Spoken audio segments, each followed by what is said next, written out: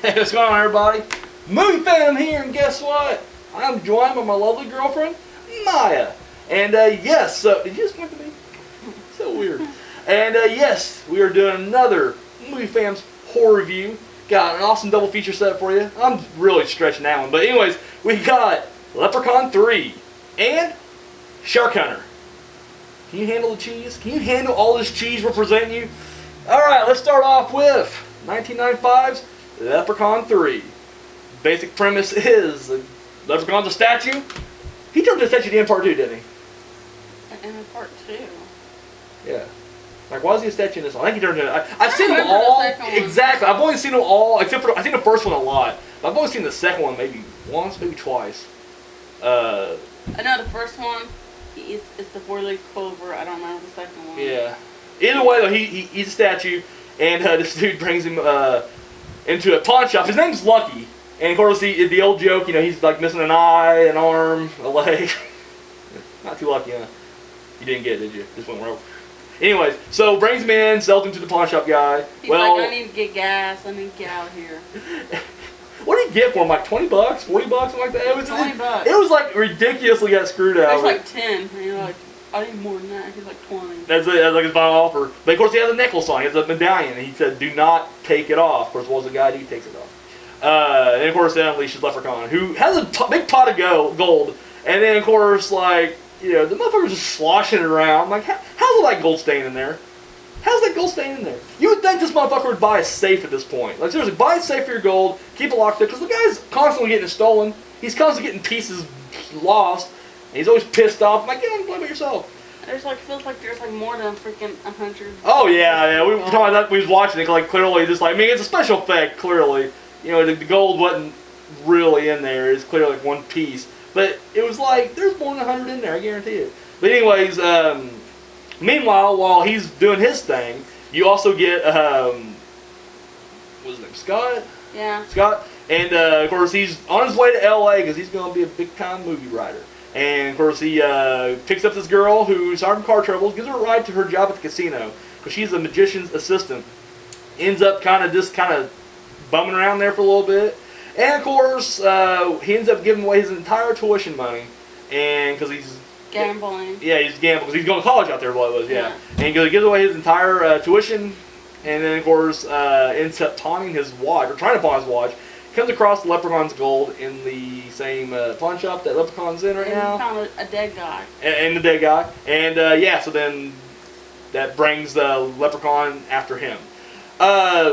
I'm a big fan of Leprechaun movies anyways. Like, they get a lot of hate, and I kind of get the hate, I guess. But at the same time, it's like, what do you expect? Like, literally, who's watching each Leprechaun movie? Like, this being such a critical dictator, because, I mean, it delivers what I want. It's a fucking leprechaun who rhymes and shines your shoes as he kills you in the most ridiculous ways possible. It's fun. It's a fun movie. And this one, I mean, it's kind of funny, because, I mean, this literally is really low budget, but it actually has pretty decent production value. Like, you wouldn't tell it was just such a low budget film, but it actually looks really good. Acting, on the other hand, it's bad. Scott's horrible, the girl's horrible. Like, the only two that I thought were, like, stand out, like, their performances were really good, was, of course, Warwick Davis as Leprechaun. And then, I don't know his name, but there was these two henchmen, comical henchmen, who are trying to get their money from the casino owner. Now, there's two of them. One's kind of a big meathead, dumb guy. But then there's another guy, and dude, that guy was just, I don't know, like, he stole every scene he was in. I just loved the way he would just, I don't know, like, the way he talked, the shit, I mean, just, I don't know, it was just crazy. And they had the most mundane conversation, like they're talking about socks at one point, and just, I don't know, it's funny as shit. It really was. So, I don't know, I really dug that. I thought he did really good. I like that one girl in it. I don't remember her name. She wished that she was, like, skinny. Oh, yeah, she wants to be beautiful, which, I'm not gonna lie, she didn't look that hot when she was turned hot, but either way, and of course, you know, that's what Leprechaun does. He'll grant you your wish, but then he'll fuck you over with it.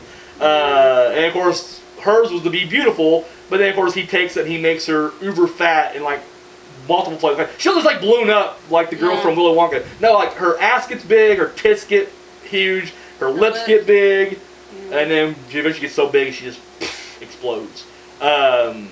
Nah, overall, I really dug the movie. I thought it was really funny. Once again, you get what, you know, you get what you expect out of this. If you're not a fan of the Leprechaun franchise, I'm gonna say steer clear. Like you clearly, like if you didn't like the first two, you're not gonna be like, well, give this one a shot, maybe a third time shot. Nah. In fact, this one, if I do say so, gets campier. Like it gets even more ridiculous over time. There's like a scene where like an Elvis impersonator gets out of a limo, and he's posing with Leprechaun, and you're like, what the fuck?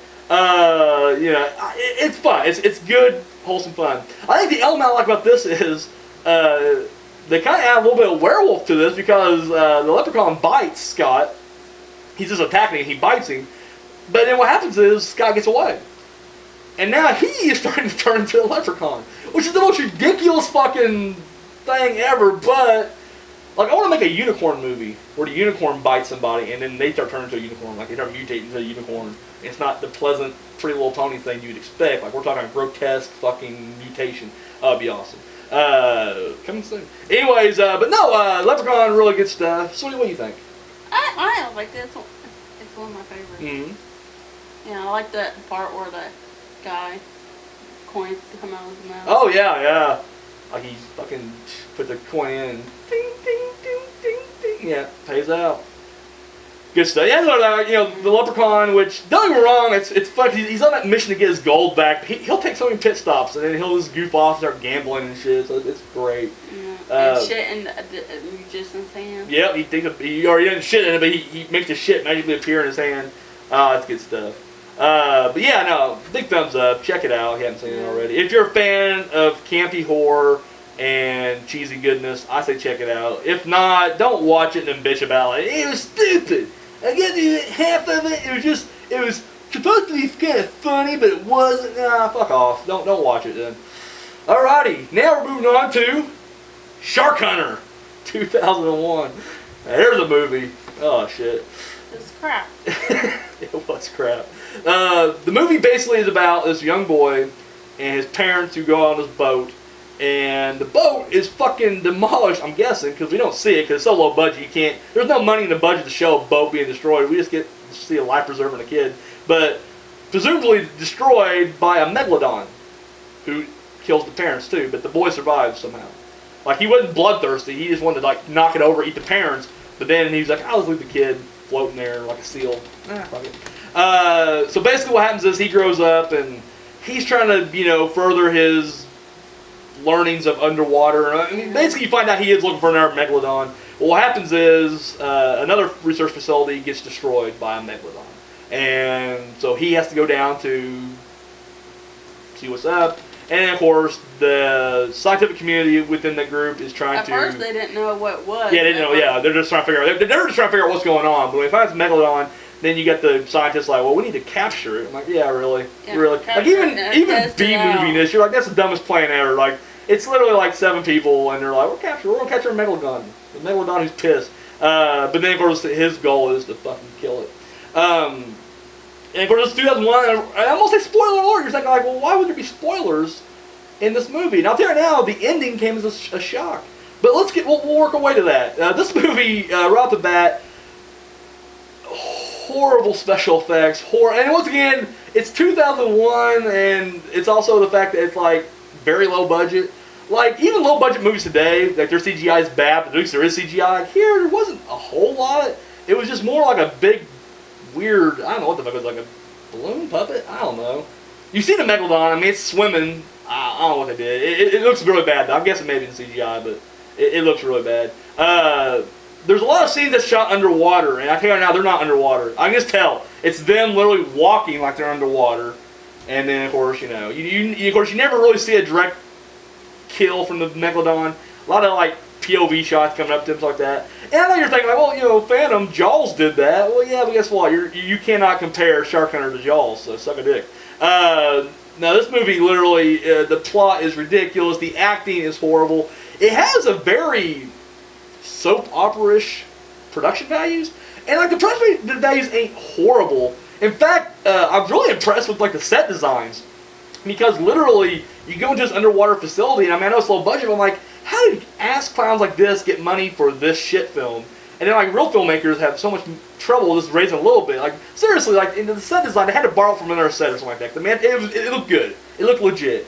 The Megalodon would change size, too, because, like, at one point, this as big as the fucking research facility, banging into it. And then there's a little port, and I guess kind of like, I mean, it came out after Deep Blue Sea, so, but the port's small. Like, it has enough for a one-man sub in it, and that's about the size of this thing. But a Megalodon pops up through that and eats a guy, and you're like, wow, this Megalodon kind of shrank a little bit, but and it's a really bad scene too. Like, yeah, wouldn't if they want to try to like, kill it or something when they do it in a real boat, not freaking. Well, remember they were unprepared though. They didn't know it was gonna be a Megalodon. I mean, he kind of figured it was, but no one else really knew. So when they went down there, they're like, oh shit, Megalodon. Let's try to capture it. Okay, let's try to kill it. The only person I recognized from any of this was the black guy. He was the black guy from Die Hard. Remember the two Johnsons? They were like CIA, I think. And there, one was white, one was black guy, Black Johnson. Black Johnson was in this movie, and I liked him. He was an asshole, but it was like it kind of played against what you'd expect, your expectations, because he's the one who's like, we're gonna kill this thing. I'll do a machine gun or whatever. I mean, he wasn't quite like that, but he had the attitude like, I'll just go out there with my Bowie knife and kill this, Megalodon. So he at first he's very skeptical. He's like, I'll get in the one-man sub and I'll go check it out. And you're like, well, he's dead. Like, obviously, you go out there, you're one-man sub, at this point, you're dead. Somehow survives, gets back in there. The thing that really, and this is where I'm going to drop a big spoiler, that really threw me off is, by this point, and if you guys are a fan of the B-movie shark fun, sci-fi channel shit, you guys know there's a pretty distinct formula. And they always almost end on a good, happy note. Now, granted, there may be like a little cliffhanger scene, where, like, after they destroyed the shark or whatever and they leave, then the camera pans over and there's another shark or something like that.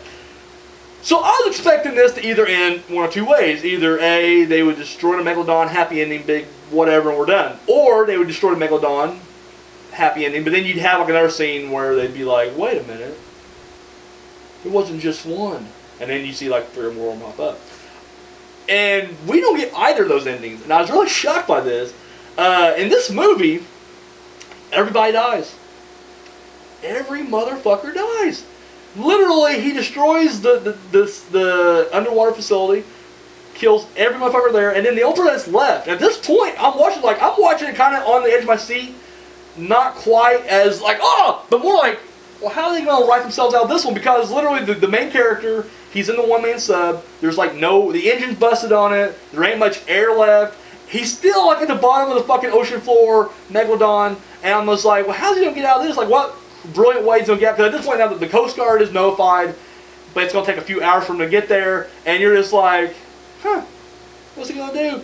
He kamikazes right into the Megalodon's mouth, blows up the sub, kills the Megalodon and himself in the process, and we cut the credits. I was like, damn, I was not expecting that. So yeah. Now this movie, don't get me wrong, I'm a fan of cheesy movies, but I gotta be in the right mood and I gotta have the right setting. This one don't quite get the concept of watching a bad movie for fun. Like, she just like, this is stupid. Whereas that's what we used to do back in the day. We put a shitty movie in and watch it, and it's the fun of watching a bad movie. But didn't have that environment. I'm sure if I was to rewatch this later down the road, I do mean way later down the road, and had a good like Mystery Science Theater type party with it or whatever, then I'm sure it'd be fucking epic.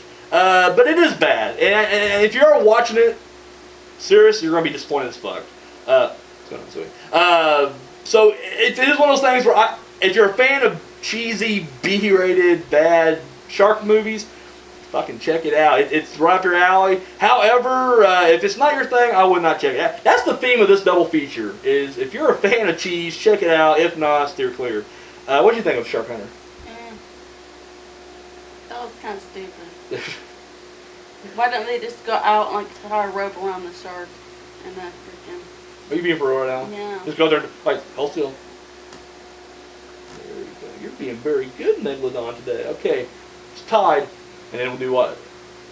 After he sat still that whole time. Or have like a little harpoon. They did. They harpooned him twice. With string attached. And then he dragged him down, remember? That's what fucked him the first time. You weren't even paying attention, was you? You're just like, trying shark movie. I'm gonna get my phone. Anyways, overall, I'll give both these movies thumbs up. They will never be ranked among the masterpieces of horror. Ever. Fucking ever. but they are enjoyable watches. Shark Hunter, it's one of those, once again, you gotta be in the right frame of mind, I guess. And I'm not gonna lie, I didn't hate it, but at the same time, there's a lot of stuff where I'm just like, I can only make bad comments so often, but she don't really get a lot of my bad comments, so then it's just like, okay. And then I gotta kind of watch it by myself. So yeah, definitely if you're gonna watch either of these movies, it's gonna help being a big party. Fucking drink some beer, get some pizzas, get your buds together, and watch Leprechaun 3 and Shark Hunter. It'll definitely help you out. So, alrighty, I didn't even show this to the. That's all it's now. Okay, my Leprechaun 3. I got the 4-pack here. I need to get the other two. I need to get the Hood movies. I don't have them yet. Enjoyed them, liked them, but haven't done them yet. Fuck the Origins. I ain't doing that shit. All right, we got anything else to add to this double feature? No. Alrighty, well, Maya, Movie Phantom, out.